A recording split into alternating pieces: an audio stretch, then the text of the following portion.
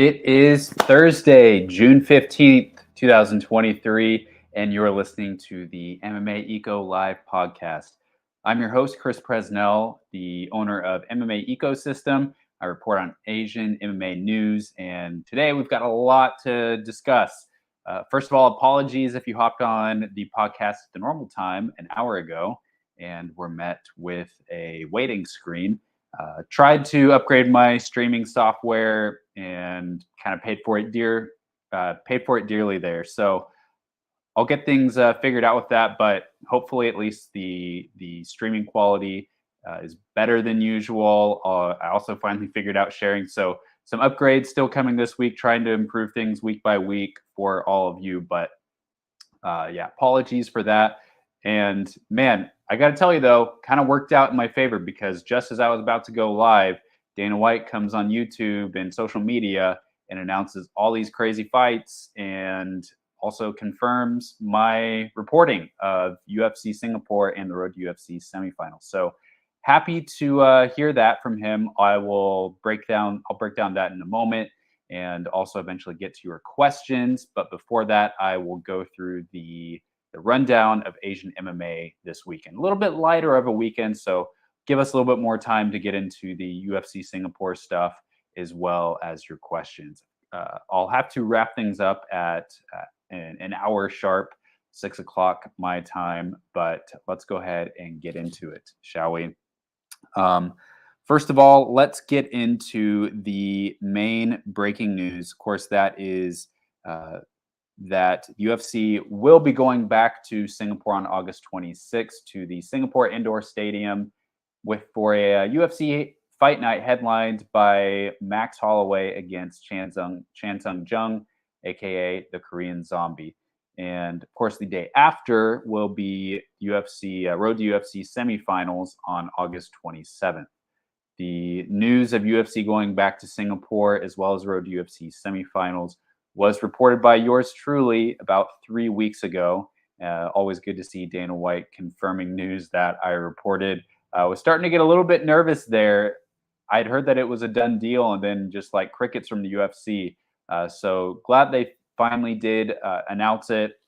Of course, we're only like just over 2 months away from that event. So far, the only fights announced for that UFC Singapore event are 3 fights. Those are Zombie versus Holloway. A long time ago, CC Legaspi reported Rinya Nakamura versus Fernie Garcia. And then he also just reported minutes ago Lucas Bresky versus Waldo Cortez Acosta. Kind of a strange fight to put on UFC Singapore, but, got to throw some random heavyweight fights on fight night cards, especially overseas. So in the main event, we've got Max Holloway versus Korean Zombie. Now, again, the general fan consensus around this fight is a little bit of distaste. And we've heard about this fight all year, right? We've heard about this fight all the way back from January, even back in 2022. There were rumors swirling of this fight headlining a UFC Seoul card on February 4th. And at this point, I'm over it, guys. If Zombie is truly retiring and this is the fight that he truly, truly wants to retire to, I say just give it to him. A lot of people are counting out Zombie for this fight, saying that he's going to get absolutely destroyed by Max Holloway. And while I probably lean towards a Max Holloway TKO finish, I'm not totally counting out Zombie yet in this fight. It's not like he's on this long losing streak where he's getting knocked out over and over and over again. I do want to look at both of these guys where they stand right now. So let me go ahead and throw their records onto the screen and we can take a look here. So all right, there we go. So we've got Zombie's record on the screen. A little bit checkered the last, honestly, the last decade.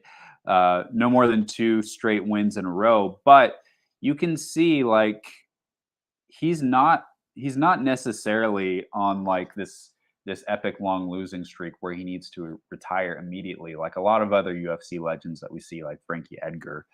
He did after he fought for the title in his last fight against Alexander Volkanovski. Made it to the fourth round in that fight, although it was pretty lopsided. But before that, he won a main event against Dan Ige, who of course has been looking really good lately. And then before that, he lost a decision to Brian Ortega. So in the last, like, what is this, 4 or 5 years, he's only lost by KO twice. And you know, the one 5 years ago was against Yair Rodriguez in that last second of the fifth round. So yes, Zombie has not been looking like an absolute world beater lately, but he's also not necessarily on this epic losing streak. I think if I'm trying to place why everyone is counting him out of the fight, his last fight, he was just kind of overwhelmed and outstruck by Alexander Volkanovski. And when Volkanovski has fought Holloway in the past, he's been like very slightly outstruck by Holloway. And Holloway, especially, I mean, his whole UFC career, but especially like his last couple fights, has just been like a volume machine. Throws tons and tons and tons of volume. The fight against Calvin Kattar is, it just like stands out in all of our minds, right? We don't want to see that happen to Zombie. I think a lot of fans are just imagining him getting overwhelmed and potentially finished. At least that's what I think will most likely happen. But in this case, it's like Zombie has done so much to build Asian MMA. He's performed so excellently and to like the highest level of entertainment so many times. Such this huge fan favorite that I'm just I just want him to have whatever fight, whatever ending he wants to his career, especially since he's not on this epically long losing streak. If he had lost five in a row, four by knockout, and then he was asking for Max Holloway, I would have some like very strong reservations. But in this case, if he is retiring, I'm not sure if he's actually confidently stated that, but I think it's more of a rumor that he's probably going to retire at this fight. He is 36 years old. But I just want him to have the fight that he wants, and so I don't have a huge problem for it. If we're going to look at Max Holloway's record, on the other hand, he is definitely in that sort of like top, uh, sort of that very much maligned number one contender spot where he's basically just killing off contenders one by one. We saw him do that with Arnold Allen back in April in Kansas City. So here's Max Holloway's record. So only losses the last 4 years come to Volkanovski and Dustin Poirier. Meanwhile, he's beaten Arnold Allen, Yair Rodriguez, who is getting his shot, Calvin Kattar, who I mentioned before, Frankie Edgar. He's also, while he was champion, he beat Brian Ortega and Jose Aldo. Of course, the Edgar fight was also while he was a champion. So really, only losses at featherweight are to Volkanovski, and before that, just on this epically long run through the UFC, only losing to Conor McGregor and Dennis Bermudez back in 2013. So Max Holloway still very much on his A game. He's only 31 years old. He dismantled Arnold Allen last April in a very, very impressive performance. So yeah, he's probably going to win this fight. He's going to be an enormous, enormous favorite. What I can tell from like a lot of Korean fans is that they're also siding with Holloway on this fight, at least for the most part. Probably some fans who are really wanting to believe he can pull out the victory, and of course, guys from his own gym also definitely, his loyal fans probably picking him. And you have.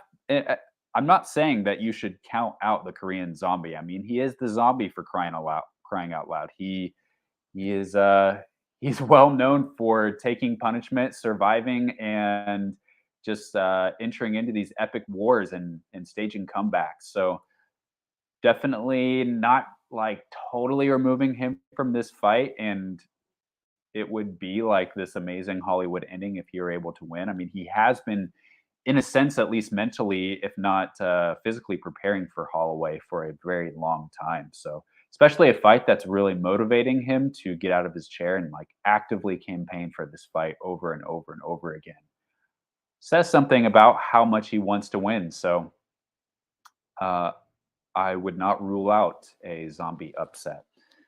But either way, I'm excited for that fight. We all know it's going to be action from start to finish. So if anything, the Singapore fans are going to get a great main event. And for those of us that wake up and watch this fight, it's going to be incredible. So very much looking forward to this event.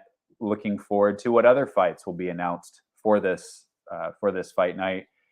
So far, I haven't heard anything from other fighters. I've been checking with a lot of fighters about if they have been contacted about UFC Singapore. Wouldn't surprise me if we saw some other Road to UFC alums on the card. A couple fighters that I can rule out, though. Loma Luke Bunmi probably not going to make this card because she is recovering from injury. Listened to an interview yesterday between her Frank George Hickman, her coach, and John Hyun Ko, said that she was still on the mend, starting to come back to training. So she is in the UFC PI doing rehab, so that's great. Also, Jong Min Young is he was supposed to fight in Australia last year, but he had to bow out of that fight due to injury. And checked with his manager, and he's targeting a kind of like a quarter 4 return as well. So you can count him out. Sumu Darji still might come back around like the Abu Dhabi timeline. So we'll see. Could see Liang Na, maybe. I'm not really sure. A lot of like key Asian fighters kind of ruled out from this event. So they might be leaning a lot on a lot of these Road to UFC alums to fill out the card.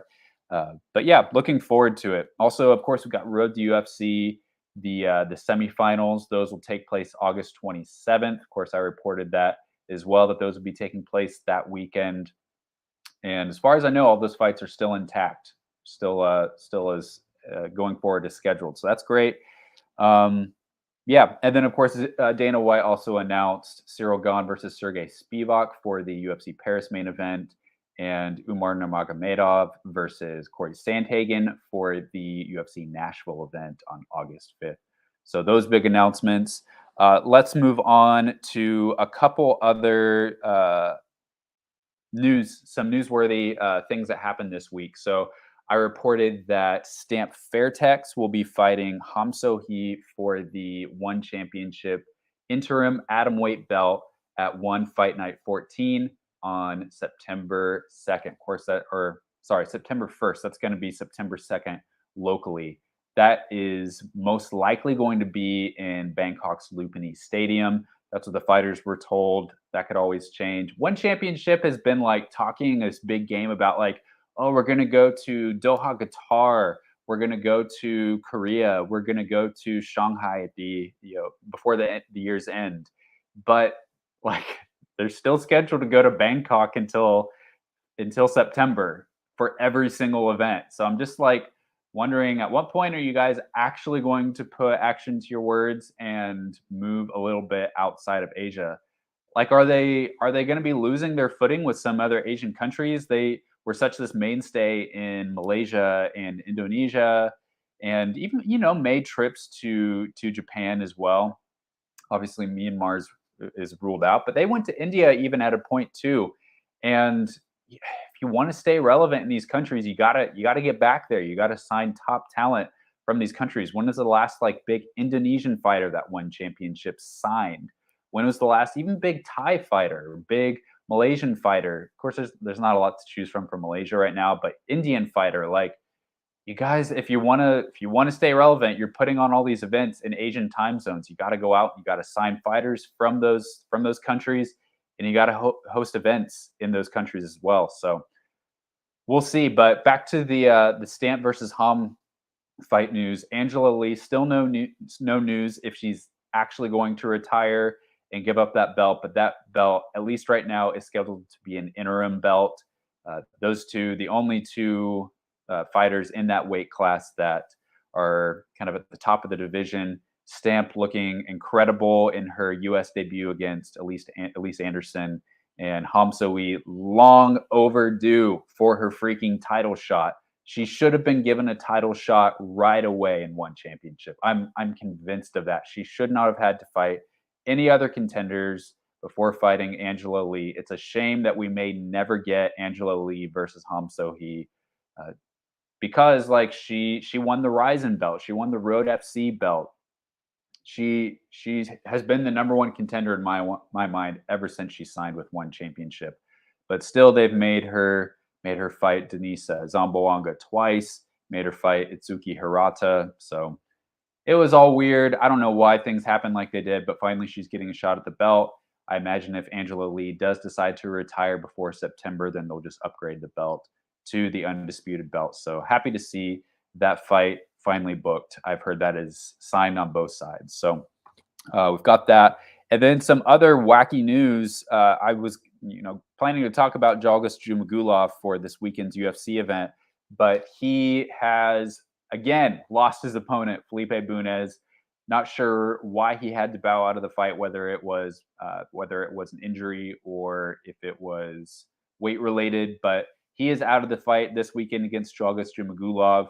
But fortunately, they were able to rebook him against freaking Josh Van, one of the top flyweight prospects, fellow Asian fighter, for next weekend's UFC Jacksonville event. I'm so excited. You would have told me at the beginning of the year that we're going to get Jalgas Jumagulov versus Josh Van in the UFC.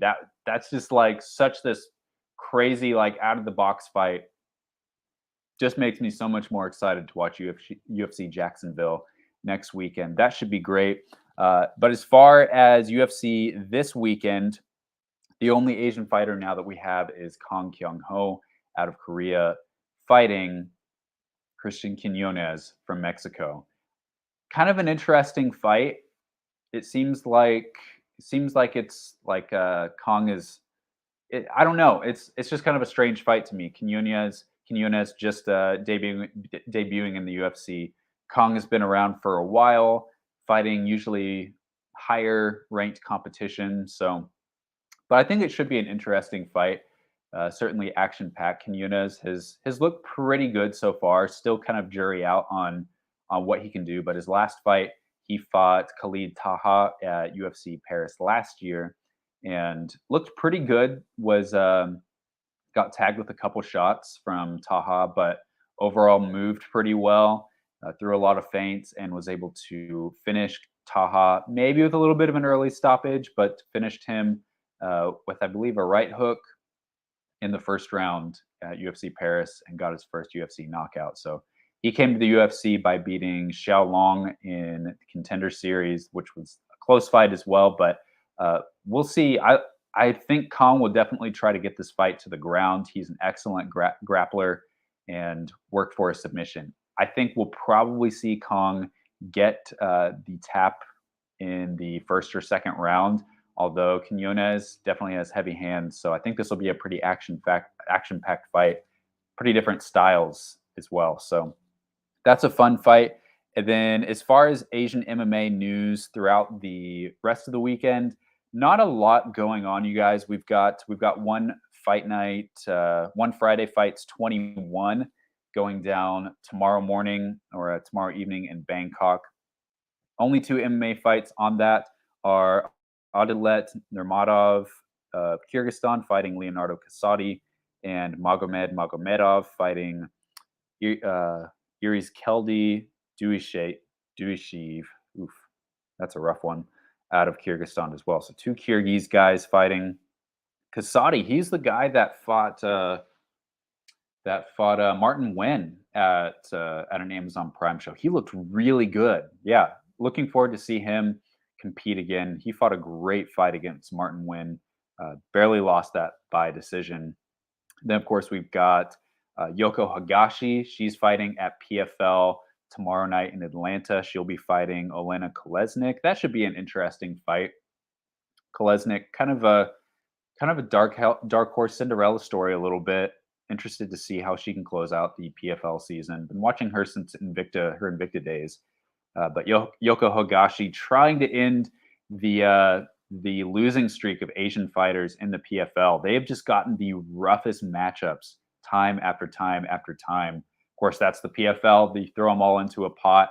A lot of them just kind of fight each other. So, but they've just gotten a lot of bad luck with their matchups and haven't won a single fight this season. So Yoko Hagashi will try to end that losing streak for Japan.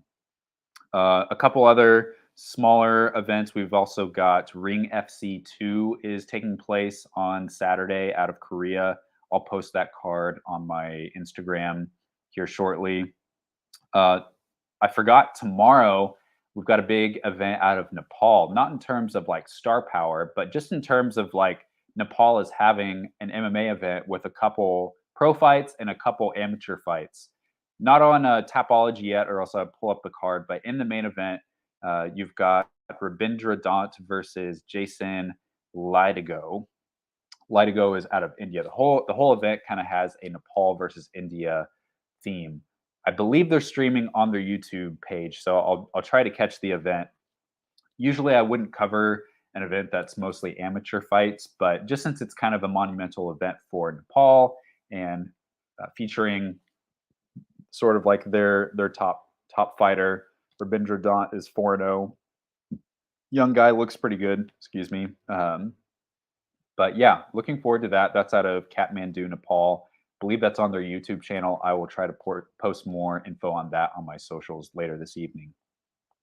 Other than that, the only other event that I believe is going on is that Shooto has got an event on Sunday or late Saturday night from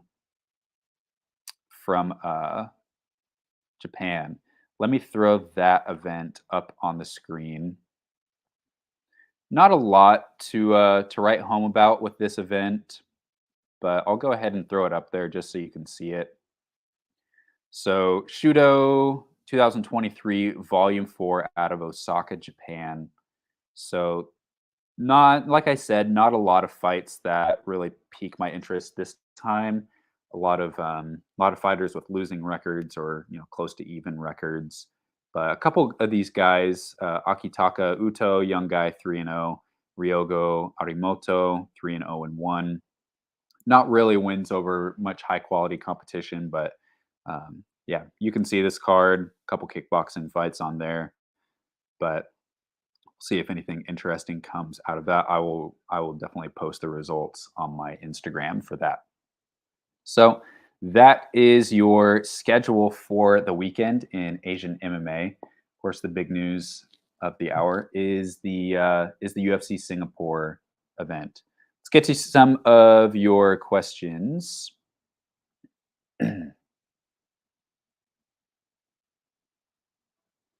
Yeah, and there you go. I feel your pain, guys. A lot of you probably upset with this fight, saying that it's a mismatch at the highest level. I covered that a little bit and why sort of is and isn't a mismatch. Zombie, they're both top 10 guys. Zombie not on a losing streak, but it's more the style and what we expect and assume to happen in this fight. You're totally like free to see it as a mismatch. On paper, I don't see it as much as a mismatch. And again, I mostly just, if Zombie really wants this fight, then I say let's give it to him. He wanted this fight. So sorry, I believe he wanted this fight for Seoul because there were other options out there, but he felt like he didn't want to just like headline UFC Seoul with a fight that he knew that he could win over a lower ranked guy. The way he was thinking about it was, I want to create the biggest possible event. And by doing that, the biggest possible name that I could fight is Max Holloway. He wanted to give that fight to Korean fans, even though it might have been a more welcome gift if he would have fought someone lower down where he would have a greater chance of riding off into the sunset with a victory. So I think the UFC booked it because Zombie wanted it. They really respect Zombie. I'm sure he's going to have a place in the UFC. I don't know about Hall of Fame's a really touchy subject right now, so I'm not going to go there. But like he has been like a really close ally of the UFC in his career, and they really like him a lot. They bring like a lot of his guys. He throws their way for road to UFC, and they've done really well, I think. But I think UFC just wanted to do him a favor. I don't know if that's really a favor, but yeah. Let me get my throat is really dry. Let me get a bottle of water real quick.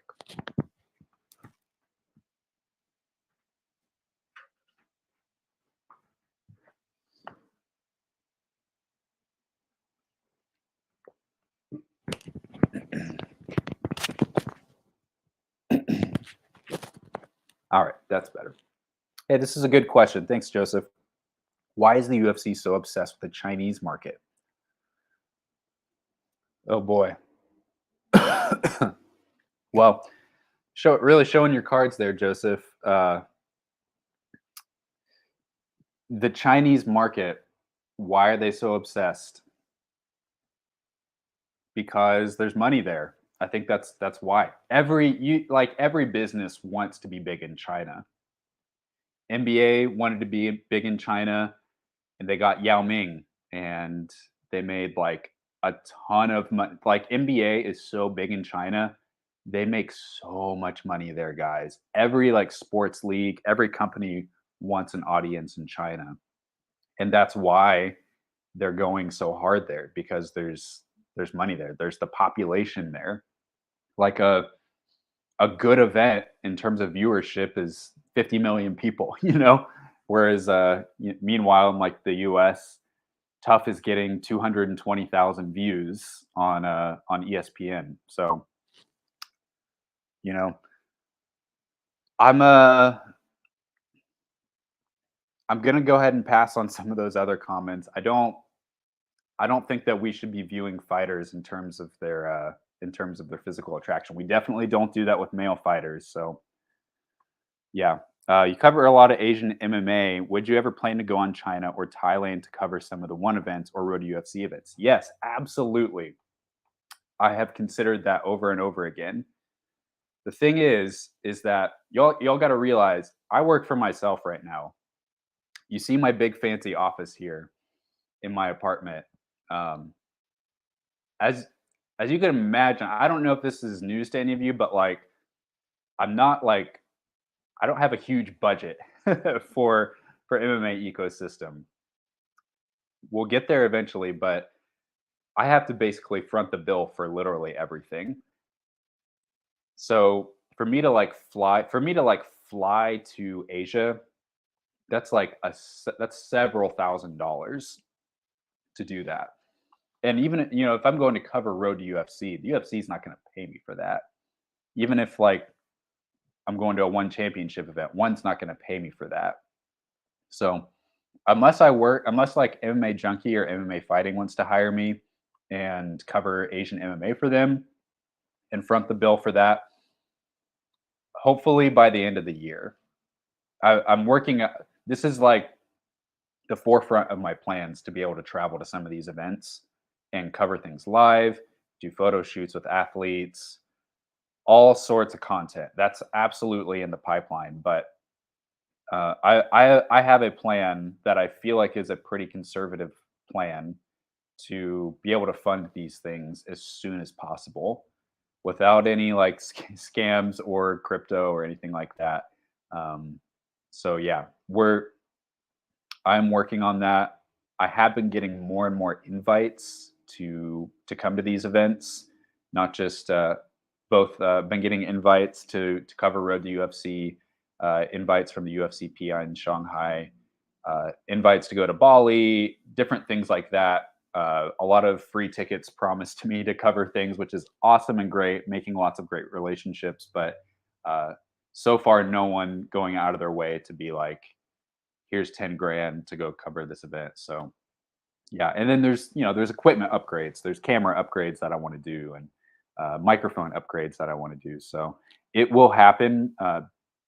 long term, it will definitely happen. I'm still really young in this game. I've only been in media for a little over 2 years and building my own company.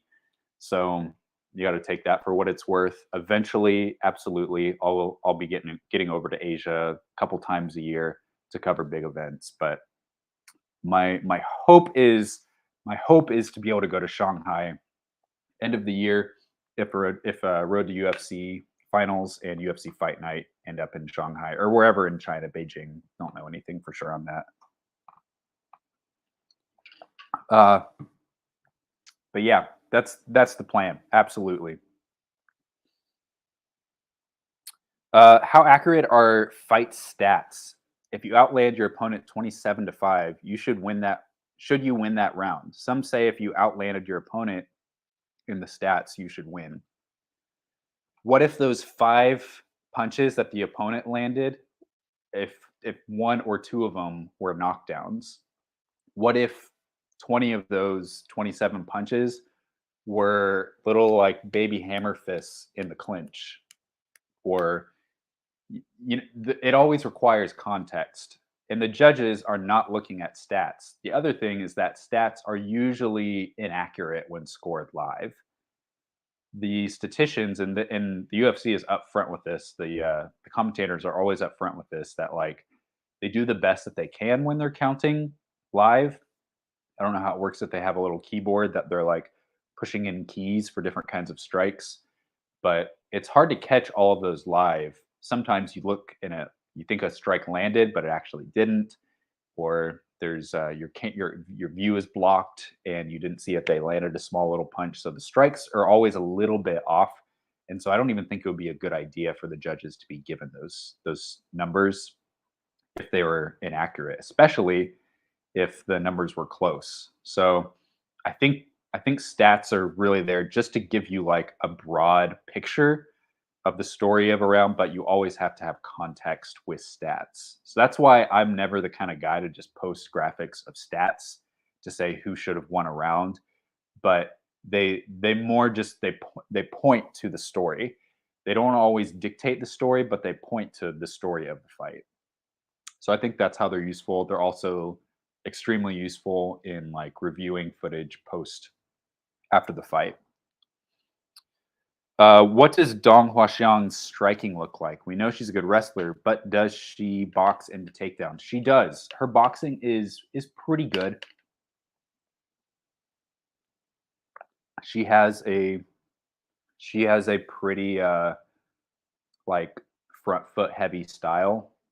She does hit pretty hard.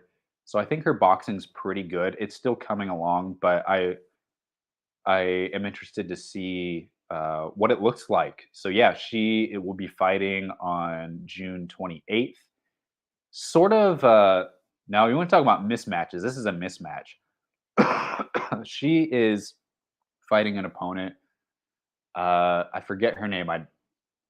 Yang Shuqing maybe, but her opponent, I'm not sure if she has any MMA wins yet. It's kind of a mismatch. Basically, what WLF did was they grabbed 8 strawweights in China of various levels, threw them into this group, and they're kind of doing like this round robin, almost like a PFL style, where they're going to be fighting each other, fighting like 2 or 3 times in this group, and then the top fighters will continue on. I'm not really sure how the rules are with that. It's very interesting, but yeah, Dong Huaxiang is in there. Hai Lai Wu Shamo is in there. Liu Jia is in there, but I feel like Dong has a pretty clear advantage over almost everyone in this group. But yeah, so this should be a wash. But she's been out for 2 years, mainly some health stuff, some personal stuff. But yeah, I think she'll look good. Where do you watch Matrix Fight Night 12? Well, I'll tell you where I don't watch it is Disney Hotstar Plus because I'm not in India. As of now, and I'm glad you asked this question because I have some exciting news to announce. As of now, Matrix Fight Night does not have an international broadcast. The only way to watch it if you're outside of India is by VPN. So I did have someone from within MFN, someone from within MFN offered to give me a stream last time. I couldn't make it. Hopefully, try and make it this time. But my exciting news is that in a couple days, I will have an interview for you all with the founders of Matrix Fight Night, Aisha Shroff and Krishna Shroff. So I'm going to be having that on the YouTube channel. I don't believe it'll be live, but I'll be able to ask lots of questions about Indian MMA. I'm I just want to like pick their brain about how Indian MMA has developed and really get into like where they see it going and some things that they're really excited about now. So I'm definitely going to ask them about international broadcast plans for Matrix Fight Night 12. Definitely going to ask that because from a personal standpoint, how did they? Oh, this is a good question, and I'm not sure about this. How do they determine bout order for Road to UFC? Uh, I don't know. I don't know that it like super matters, honestly. The thing is that on UFC Fight Pass, it does seem kind of random, right? They start off, they have these 2 episodes per day, and I don't know that there's really an order. It does seem like the last event or like the last fight of each episode is like a slightly bigger fight. Like what was it like? Lee Kai Wen and Liu Kai were the last fight of the first day. Kiwon Bean, who was a pretty experienced veteran from last season, he was the main event the second day against Bate Bol. So I think they try to put some kind of like slightly bigger fight in the main event these episodes. They kick it off with a non-tournament bout. Excuse me. But otherwise, I don't think that there's a whole lot about order to them. They do broadcast on other platforms throughout Asia, so that could have something to play with it.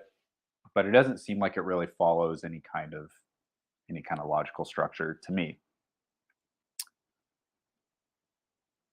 Uh, I've talked a lot about like Whaley's.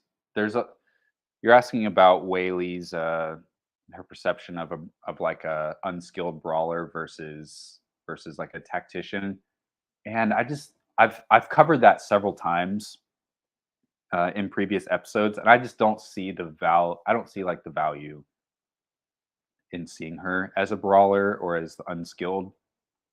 I just don't see where that's coming from. I've covered that a lot of times previously, so I'm gonna move forward.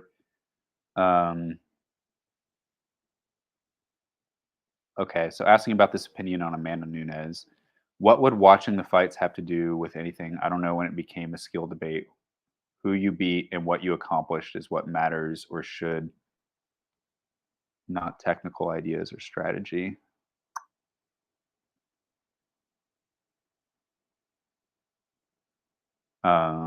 Yeah, I'm not sure how to interpret that. I guess you're asking the question like, is Amanda Nunes is her legacy tied just to her skills, or is her legacy tied to her resume and record? Y'all, I just want to put up Amanda Nunes's record on here. I mean, the fact that I feel like her retirement is getting so just like buried and already like forgotten. This is literally the best female to ever fight in MMA, and 2 belts surrendered. Given one of those weight classes isn't really a division, but guys, I really want to like. I don't know how we can like commemorate her career better, but she absolutely is the best woman to ever compete. Just take a look at this ridiculous record. Like, who did she not beat at bantamweight and even some at flyweight? 2 wins over Jermaine Durandamy, Sarah McMahon, 2 wins over Valentina Shevchenko, Misha Tate, Ronda Rousey, Raquel Pennington, Chris Cyborg, excuse me, Holly Holm, and then you have the two featherweight defenses against Felicia Spencer and Megan Anderson. Juliana Pena, Irene Aldana. She cleaned out bantamweight, guys. I know that's not like the most skilled division, but she beat the brakes off of everybody. Everybody. The only unavenged loss that she has in the UFC is against Kat Zingano. And I think that it's skill and resume. Absolutely. So yeah, I think in terms of like comparing her to like greatest of all time, period, that conversation is really hard for me to have when stacking her up against male counterparts. Not to say that like men are always more skilled. I'm not saying that in that sense, but it's hard to compare the resumes just because like men's MMA and women's MMA is so at such different places. And Amanda Nunes fought a lot of like pioneers in women's MMA versus like where men's MMA is at. It's been around and in the mainstream for so much longer, so many more weight classes. Things are just so different. So it's hard to compare. It's hard to compare the legacies of fighters and like even the records, what wins mean. And so I don't know that we have to like declare a men and women's GOAT, but it is going to be hard for a long time. It is going to be a long time before anybody comes close to touching Amanda Nunes's legacy. So that's what I have to say about that. I wish that it was a bigger deal that that she retired. It seems like I don't know. It's like this week. It's like we've already moved on from that. So very interesting. Let's see. Asking how funny is it that the atom weight title is an interim title? Well, I mean that's I think honestly that's like the perfect use of an interim title. The champ could be out for a long time. She may not come back at all. It's just a lot of questions. So it makes sense to me why they would do that as an interim title.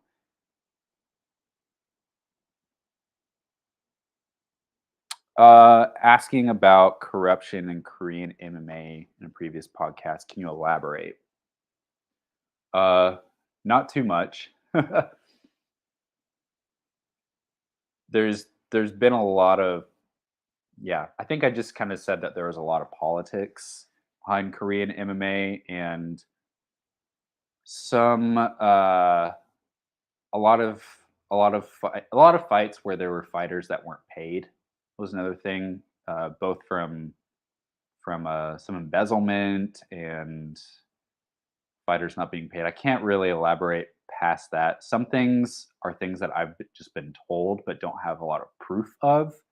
And so I think that is where that's why I can't really say is because it's just kind of conversations that I've had with people behind the scenes, which I know you all love to know about that kind of stuff, but I don't really, especially if I'm trying to be like a respected media member, I don't really want to go throwing around a lot of dirty laundry for things that I don't have concrete proof of. But people that I trust have told me these things. So it's changing a lot. It's changing a lot. Korean MMA is changing a lot right now. Road FC is changing a lot.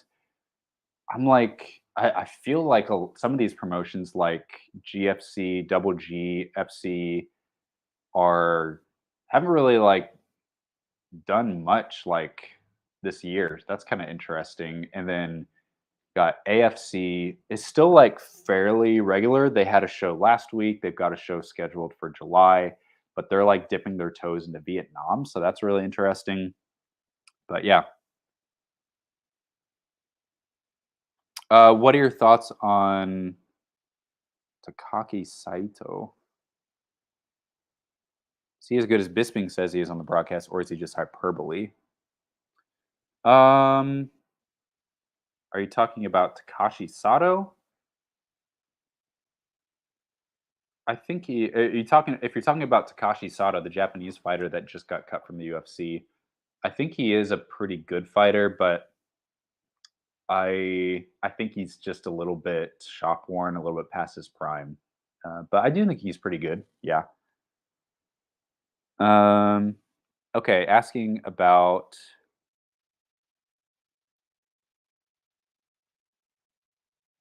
Bloody Elbow. Do you find Bloody Elbow hypocritical?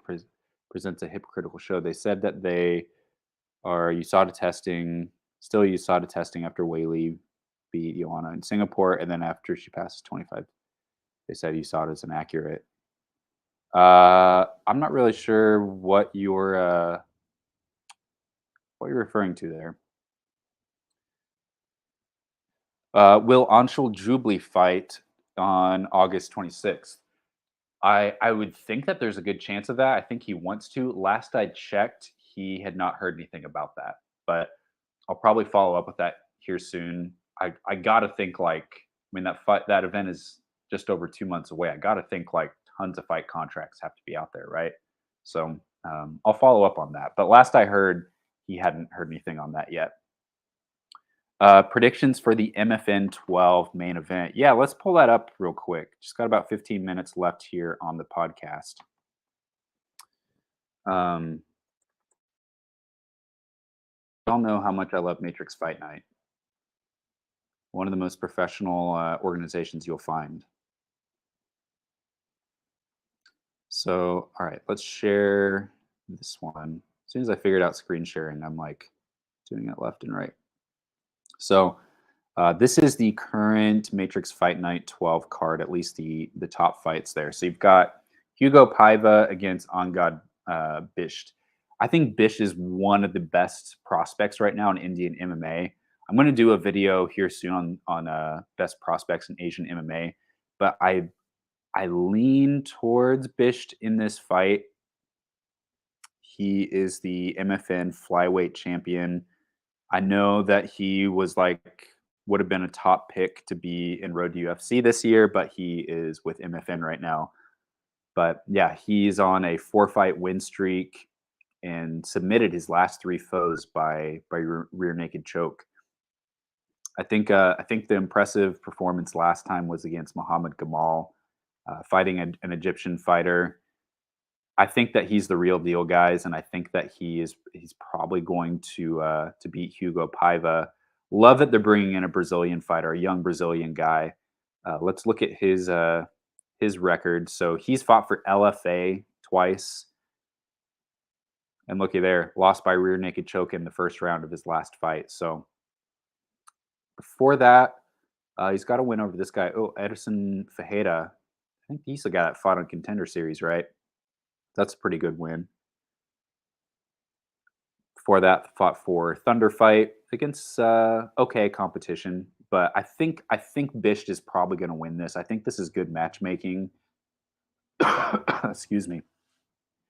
But I think Bisht will probably win this, and just looking at that stat right there, I think it's a good chance we see him win by submission. All right.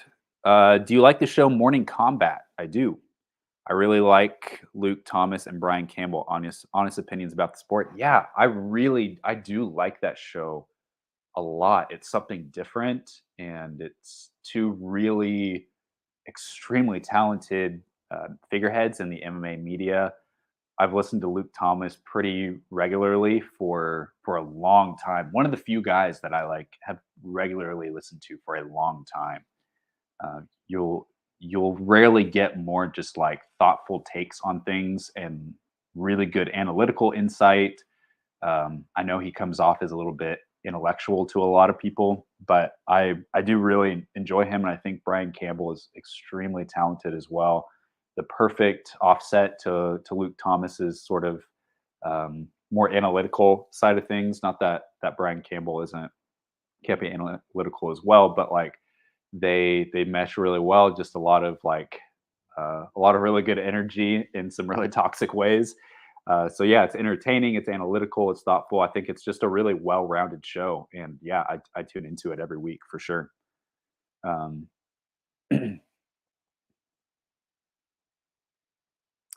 let's see.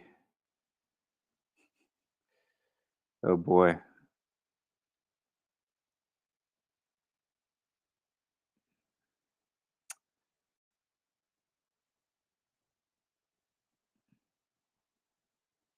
I'm going to end with this question.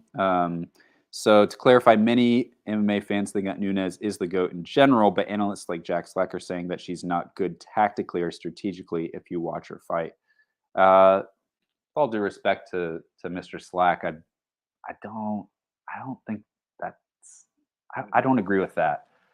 Brazilian Jiu-Jitsu black belt, tons of finishes over high level opponents. I think that she's highly skilled, and I don't know why that would be in question. If you weren't like highly skilled, we saw her slip up against Juliana Pena, but that's really been her only slip up in years, right? She's like breezed through hardly any fights. I mean, what fights have even really been close with Amanda Nunes aside from the Nunes loss? Since she became champion, like what fight has been close? Yeah, I definitely don't agree with that. Well, thanks, guys. Didn't get to all those questions. Obviously, some of those comments, not really the kind of stuff I want to give air to on this channel, but yeah. But either way, appreciate your participation. Thank you so much for tuning in, guys. I'll be back next week. Next week is a really busy week in Asian MMA. So thanks for hopping on the podcast. If you watched it live, the replay, subscribe to the channel if you have not done so already. But be looking for that interview. Really excited about that, and we will see you next time. Have a great weekend.